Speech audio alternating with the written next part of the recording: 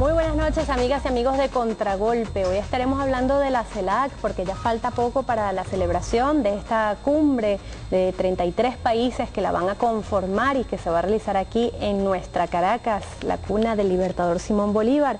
Y para hablar sobre este tema tenemos a tres invitados de honor. En primer lugar, la profesora universitaria, profesora de la UCB, Judith Valencia, y la documentalista conocida y querida por todos, Lilian Blaser. Bienvenidas ambas. Gracias. Y vía Skype, vía internet, gracias a las nuevas tecnologías de información, tenemos al profesor y director de la revista América 21, Luis Bilbao, desde Argentina. Profesor, ¿cómo está? Muy bien, buenas noches. Le ofrecemos disculpas por el retraso que justamente se debe a la celebración en nuestro país, específicamente en el estado Zulia, de un congreso de filosofía donde estaban interviniendo tanto el vicepresidente ejecutivo de la República Bolivariana de Venezuela, Elías Jaua Milano, como Álvaro García Linera. Por eso el retraso, pero desde aquí le enviamos un saludo. Y bueno, para conversar con usted de una vez queríamos saber su posición sobre qué significa para los pueblos de nuestra América la conformación de un mecanismo de integración regional en el que ni Estados Unidos ni Canadá participen. Bueno, es un inmenso paso adelante, es una victoria, un hito histórico, una derrota del imperialismo estadounidense y, como contraparte de todos estos factores positivos, naturalmente, un enorme desafío, porque nadie podría suponer que Estados Unidos va a soportar pasivamente que nada menos que América Latina y el Caribe se vayan para no volver de su área de control. ¿Podría ser calificada como la Organización de Estados Americanos, profesor? Bueno, yo creo que justamente la CELAC va a reemplazar, más allá de lo que pueda decirse en las palabras, la CELAC sencillamente va a reemplazar a la OEA. Es decir, Estados Unidos va a perder ese instrumento vital que tuvo durante décadas, durante más de medio siglo, para inmiscuirse en nuestros asuntos internos, para controlar o para telecontrolar nuestras políticas internacionales.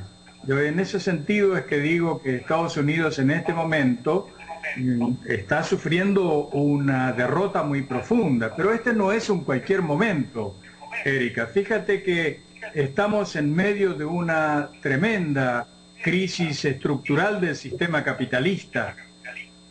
Y este sistema capitalista en distintos puntos del mundo está provocando situaciones de disgregación, de fuerzas centrífugas que despedazan a regiones, incluso a países.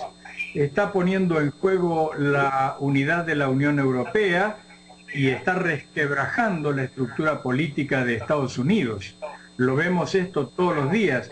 Simultáneamente, en nuestra región se produce exactamente el fenómeno inverso, es decir, hay una fuerza que en lugar de separar, unifica, hay una convergencia de condiciones diversas, de direcciones políticas diversas, de ideologías diversas, que no están convergiendo por la voluntad de tal o cual presidente, sino por imperio de una fuerza muy poderosa que estructuralmente y históricamente empujada por las clases desposeídas de nuestro continente, empujan hacia la unificación. Esto entonces, en el marco de una profunda crisis del sistema capitalista internacional, es no solamente una alternativa verdadera, genuina para América Latina y el Caribe, sino que es un ejemplo que yo estoy seguro tendrá un poderosísimo efecto en todo el mundo, porque ni más ni menos lo que está presente en esta reunión que se va a realizar el 2 y el 3 de diciembre en Caracas es la potencia de una idea que en distintos niveles, en distintos grados y en distintos ritmos está caminando en toda América Latina. Y esto es la revolución. la independencia, la soberanía y el camino presentado precisamente como exclusividad en cualquier parte del mundo, es decir, no quiero decir que sea exclusivo en el sentido de que excluye, sino que en otros lugares no existe, que es la alternativa socialista para la crisis capitalista. Eso es lo que hay, claro que en un engranaje menor dentro del mecanismo enorme que es la CELAC, pero el ALBA es precisamente una alternativa, una propuesta socialista a la crisis del capitalismo. Esto es nada más y nada menos que lo que está tomando esta reunión fundacional de la CELAC. Ahora, profesor, aquí tenemos en el estudio a la profesora Judith Valencia también y a la documentalista Lilian Blaser. Quería conversar con usted sobre uno de los puntos de los cuales tocaba Luis Bilbao. Enseguida tiene que ver con aquella arremetida que podríamos esperar de los Estados Unidos de Norteamérica, tomando en cuenta ese poderío que siempre ha tenido sobre los países de la región. Ante la conformación del ALBA, vimos cómo hubo una arremetida casi de manera inmediata contra Honduras, donde lograron sacar al presidente José Manuel Zelaya. Lilian Blaser tuvo el desafortunado, digamos, oportunidad de estar allá. También vimos cómo se atentó contra Bolivia, contra Venezuela y más recientemente contra Ecuador. ¿Qué podríamos esperar los países de la región con la conformación de la CELAC? ¿Estamos en peligro? No comiences asustando. Fíjate, porque yo pienso que si de algo tiene positivo, tal como decía Luis Bilbao, es que es la recuperación de una derrota. O sea, fuimos derrotados cuando Bolívar lo planteó, antes de, bueno, desde 1815, 16, 17, 18 hasta el 26, de acuerdo, pero ya en 1823 la fuerza de las 13 colonias de Nueva Inglaterra que se habían independizado tenían fuerza suficiente como para dictar la doctrina Monroe, de acuerdo. Ahora, esta recuperación va a reunificar, y va a reunificar un gran territorio, un inmenso territorio con todas sus riquezas y todos sus pobladores adentro, ¿de acuerdo? Y eso es algo que hay que celebrar. Hay que celebrarlo y hay que celebrar también que vamos a tener en un espacio, vamos a poder debatir diferentes posiciones y los pueblos van a ver el debate entre sus gobernantes de Estado, van a ver el debate y el debate genera conciencia, ¿de acuerdo? Y muestra dónde están las diferencias, ¿de acuerdo? Y muestra también las voluntades políticas. Entonces, ese elemento es bien importante. Tú decías que hubo una inmensa arremetida cuando el ALBA arremetió, y es cierto. O sea, si uno hace una revisión de la ofensiva del imperio, después de dos hechos importantes, porque no fue solamente la aparición del ALBA de Venezuela y Cuba en el 2004, sino también la unión de Venezuela con los 4 Mercosur en el 2005, cuando Mar del Plata. Es decir, cuando se vieron las diferencias en las posiciones, exactamente, ¿de acuerdo? Entonces, si nosotros hacemos un recorrido desde el 2005 hasta el 2008, nosotros vamos a ver una cantidad de avances, de triunfos, dentro de la contradicción de la revolución. Ahorita veíamos la conferencia que estaba dictando García Linera, el vicepresidente de Bolivia, y él hablaba de 4 inmensas contradicciones y que vivíamos en contradicción y que había que caminar dentro de esa contradicción, y eso es cierto, ¿de acuerdo? Pero desde el 2005 hasta el 2007 podemos decir, oye, que avanza la revolución y avanza por este territorio y camina por este territorio, pero después en el 2008 viene una arremetida política del imperio, y esa arremetida política del imperio justamente se expresa cuando el ALBA al interior de UNASUR muestra su significativa importancia, ¿de acuerdo? ALBA al interior de UNASUR. ¿Por qué digo ALBA al interior de UNASUR y ALBA al interior del grupo de Río también? Tenemos que recordar aquel 1 de marzo del 2008, cuando Colombia ataca A Ecuador, y tenemos que recordar también aquel terrible 11 de septiembre cuando la masacre de Pando en Bolivia. ¿Qué va a pasar? Va a pasar que UNASUR, teniendo en su seno al ALBA, de acuerdo, va a generar un debate a viva voz, y ese debate a viva voz va a ser muestra de la fortaleza de UNASUR como instancia también. ¿Qué garantías hay, Lilian, desde el punto de vista comunicacional y también para luego consultarle al profesor Luis Bilbao, de que ese debate sea transmitido en todos los pueblos de nuestra América, específicamente los 33 países, incluso a través de Telesur más allá, pero que los medios de difusión realmente se comprometan con la verdad para que todos los pueblos puedan tomar sus propias opiniones sobre ese debate político que se va a dar allí? Claro, no te puedo hablar de la garantía porque no sé qué va a pasar en cada país, ¿no? Ahora, a la primera pregunta que tú hacías, creo que es mucho más difícil atacar a prácticamente un continente que atacar un país uno por uno como Honduras. Por eso, cuando no se aceptó el Tratado de Libre Comercio Internacional, ellos fueron país por país haciendo pequeños tratados para ir quebrando parte por parte. Los alquitas, ahorita, que decía el presidente, los alquitas. En cambio ahora, bueno, es casi todo un continente el que se está uniendo, y probablemente tengamos, además, si hay una arremetida comunicacional importante, que habrá que ver cómo cada país la tempera o no la tempera. Si están aquí deberían poder hacer que en sus países se vea, pero en sus países probablemente no manejen ellos los medios, sino los medios privados.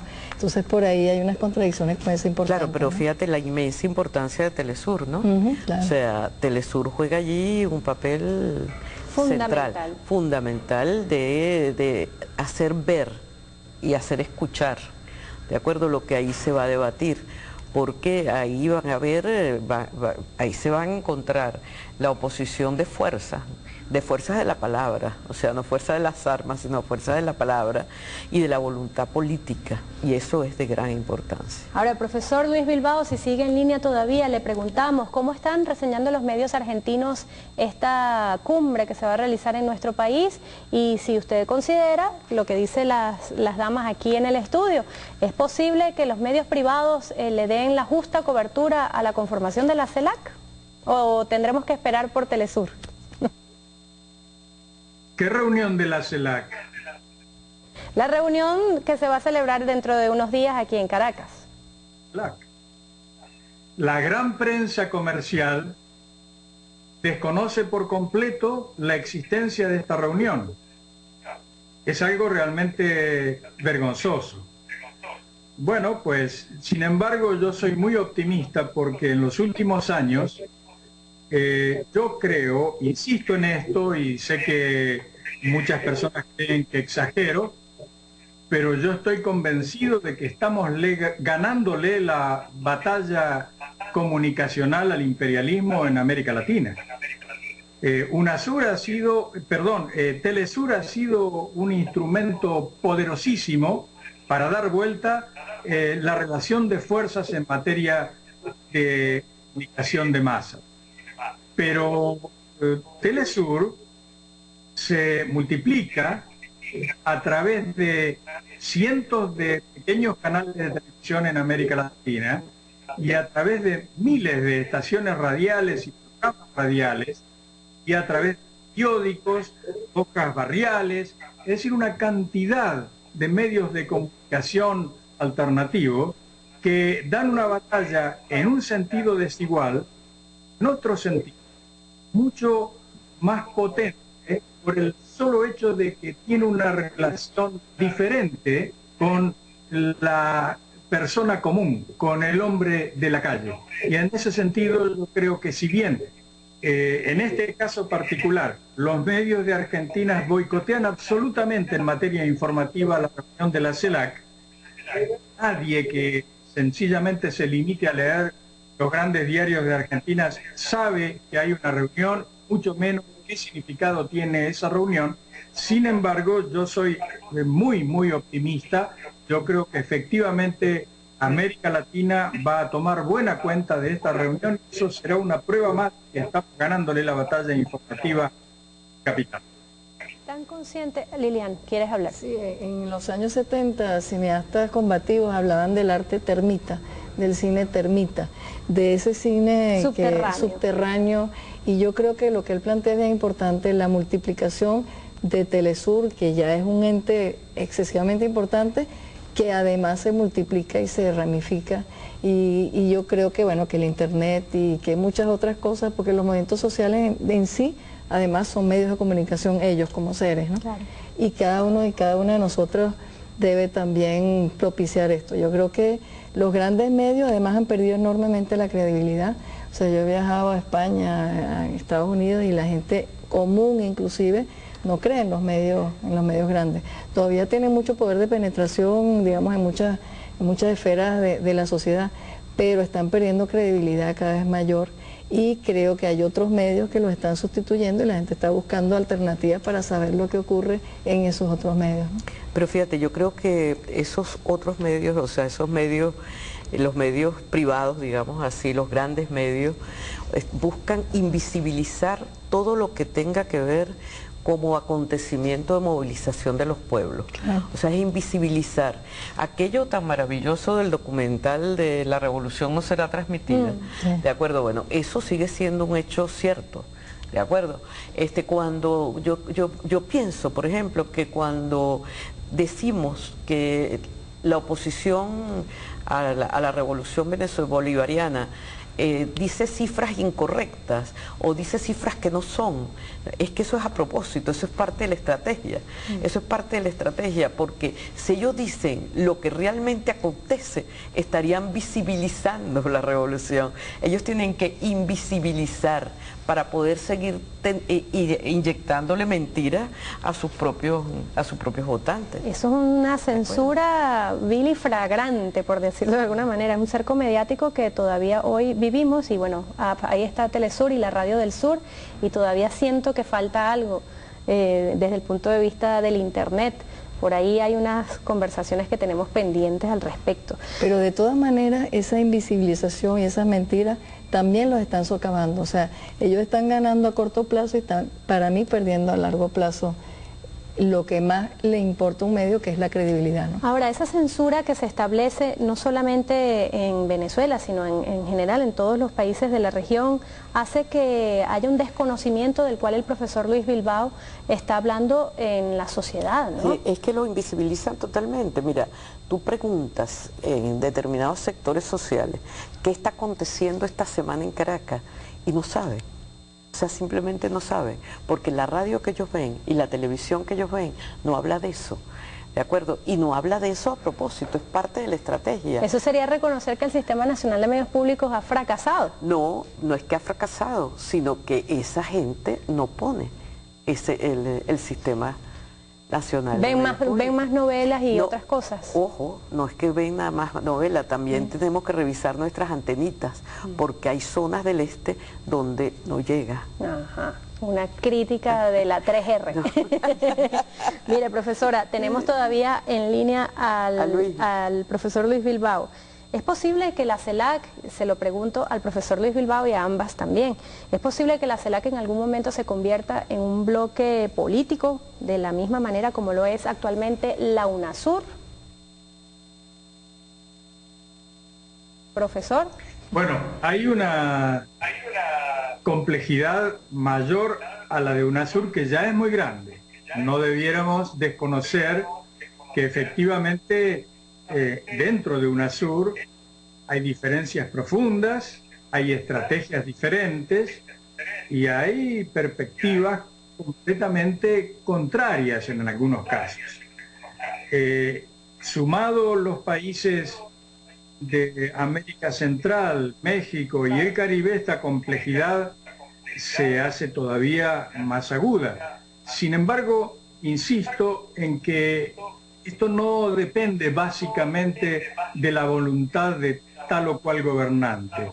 Nosotros tenemos una realidad mundial de crisis, una situación que se va a agravar en los próximos años, la incapacidad completa del sistema capitalista, no ya para hacer mejorar la vida del hombre, sino inclusive para sostener lo elemental de la vida del hombre en nuestros países, pero también en los países centrales, en Estados Unidos, en Europa, como lo estamos viendo ya. Y entonces, en este cuadro, las opciones gobernantes que se niegan, que vacilan o que francamente se oponen a las propuestas del ALBA, se angostan muchísimo. No tienen el margen de acción que han tenido en otro periodo histórico, y aquí está planteada entonces la gran posibilidad de que la constitución de la CELAC, la existencia de UNASUR, la potencia del ALBA, no queden limitadas a los gobiernos de estos países, sino que además ingresen en el escenario político con voz propia, con conciencia, con organización, con estrategia y con liderazgos, los pueblos de América Latina. Y es eso lo que yo creo que tiene en la reunión de la CELAC en Caracas en estos días un hito fundamental. No es simplemente que se reúnen presidentes, es que esos presidentes, varios de ellos, bastantes de ellos, están allí no tanto por su propia voluntad, sino por la fuerza impresionante que hace sobre su conducta la existencia de pueblos que demandan, que en distinto grado están haciendo propuestas, en distinto grado y en distinto ritmo han tomado el futuro de nuestro continente en sus manos. Profesora. Cuando tú le preguntas a Luis Bilbao si nace como un bloque, sí nace como un bloque geoestratégico, con tensión entre fuerzas. ¿De acuerdo? Porque hay fuerzas antagónicas allá claro, adentro, ¿no? Hay fuerzas contradictorias y hay fuerzas en pugna y en lucha, pero es cierto lo que dice Luis también, pero es una inmensa plataforma de pueblos que junta desde México hasta la Patagonia, es decir, junta absolutamente a todos los pueblos movilizados. Por eso es que es tan importante comunicar lo que esté aconteciendo, porque eso va generando y va multiplicando una conciencia. Fíjate que si uno mira hacia atrás, ¿sí? En el 1998 llega Chávez, pero en el 2005 se mueve Argentina, en el 2004 se mueve Uruguay, después en el 2005 se va a mover Bolivia, 2006-2007 se va a sumar Ecuador, o sea, que fíjate que año a año, al tú visibilizar lo que es el debate consciente de la participación de los pueblos, oye, van eligiendo gobiernos de Estado que tienen voluntad política, tal como dice Luis. Allí en la CELAC va a estar la UNASUR adentro, claro, va a estar el ALBA dentro de la UNASUR, no debemos olvidar que también va a estar Centroamérica, que tiene tratados de libre comercio con los Estados Unidos y con Europa, pero va a estar también el CARICOM, que es una novedad en tanto que está todo el Caribe oriental se va a sumar y se va a sumar con voz, con voto, con presencia, se va a visibilizar toda esa región y ahí hay una fuerza de Petrocaribe. A eso iba. También de Petrocaribe. Se me adelantó. En todo ese Caribe, de Petrocaribe en todo ese Caribe. O sea que hay los valores de Petrocaribe son valores totalmente anticapitalistas en el sentido de los valores de ganar, como dicen ellos. ¿Qué estará diciendo la gente de la oposición que la esté viendo ahorita, profesora? Porque fíjate. Los candidatos de la MUD, como les dicen por allí, de la Mesa de la Unidad Democrática. ¿Qué estarán diciendo? ¿Tú crees ellos dicen, lo digo porque ellos dicen que Petrocaribe es una simple regaladera de petróleo. No, no es una regaladera, es un intercambio compensado. Y el intercambio compensado es una maravilla, porque yo te doy y tú me das, yo te doy lo que tengo y tú me das lo que tienes. Pero ellos dicen que eso es trueque, que eso ya es regresar al feudalismo. No. Almora es avanzar hacia un futuro. Hacia un futuro mejor y diferente de ese bien vivir, ¿de acuerdo? Mire, profesora, tenemos que hacer un corte. Ya vamos a seguir hablando sobre Petrocaribe, cómo juega este mecanismo de integración energético dentro de este nuevo que se está creando, cuyo eje de acción además tiene que ver con los hidrocarburos, con el medio ambiente, con la reducción de la pobreza, o más bien con la erradicación. Y bueno, con el tema económico, bueno, ya lo vamos a ver en la próxima parte de Contragolpe. Profesor Luis Bilbao, no se vaya, quédese con nosotros.